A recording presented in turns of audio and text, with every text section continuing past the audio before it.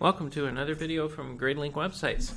In this tutorial, we'll go through the steps to actually block out dates on your tour scheduling. So for instance, if you have Friday the 29th of March off and you want to block that off this calendar so people can no longer book appointments there, these are the steps to do that. So first, we'll get to the website dashboard. If you're already logged in, you can click on the name of the school to get there, or you'll be taken there automatically after logging in. Next, we're going to scroll down to the bottom of the sidebar here and hover over appointments. And then we'll click on appointment types, and it'll go into the appointment interface here. And first, we're going to make sure that we have the blackout dates turned on. So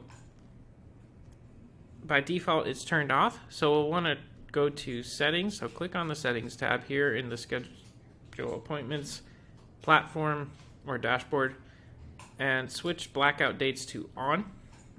Then we'll be able to click on edit next to blackout dates, and it's simply a matter of, if you want to block off an entire day, you can click on that day and add it to the list.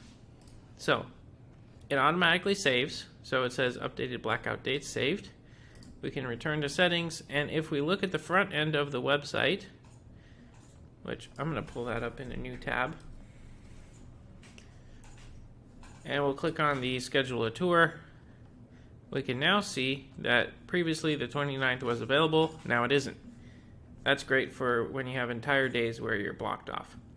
However, if you want to adjust the regular availability for on an ongoing basis, that's going to be in a different video.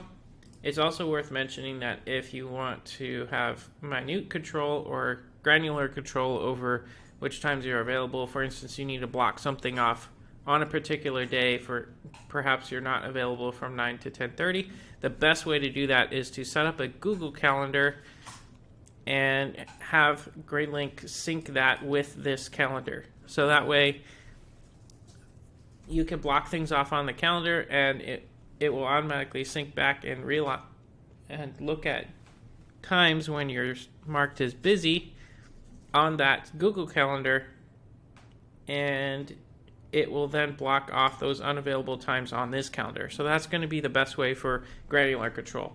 The blackout dates that we just showed you, which is under appointments, settings, and blackout dates, that's only good for blocking off one entire day at a time if you're no longer available. So thanks for joining us on this video. Please reach out to GridLink website support if you have any additional questions.